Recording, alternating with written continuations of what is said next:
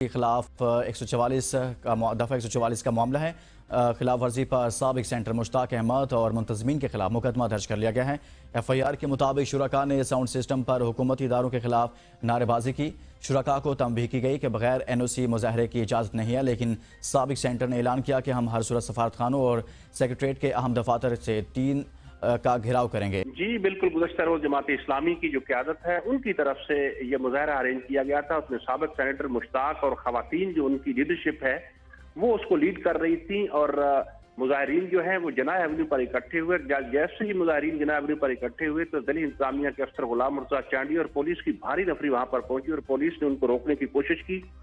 جس پر انہوں نے کہا کہ ہم نے ہر صورت یہ احتجاج کرنا ہے، یہ مسلمانوں کا معاملہ ہے اور فلسطین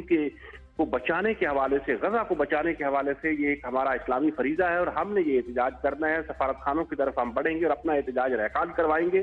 اس وقت ضلع انتظامیہ کے افسران اور پولیس نے جو انتظامی مارچ کے شرکا تھے ان کے ساتھ، احتجاجی مارچ کے شرکا ہے ان کے ساتھ مذاکرات بھی کیے اور ان کو آگے جانے کی اجازت، افسران اور پولیس نے جو انتظامی مارچ کے شرکا تھے ان کے ساتھ، احتجاجی مارچ کے شرکا ہے ان کے ساتھ مذاکرات بھی کیے اور ان کو آگے جانے کی اجازت بھی دی تھی، لیکن بعد ازاں ان کے خلاف ایک مقدمہ درج کر دیا گیا ہے، جس مقدمے میں یہ تحریر کیا گیا ہے کہ ہم نے تنبیہ کی تھی کہ دفعہ 144 کا نفاذ ہے، لیکن اس کے بعد خلاف ایک مقدمہ درج کر دیا گیا ہے، جس مقدمے میں یہ تحریر کیا گیا ہے کہ ہم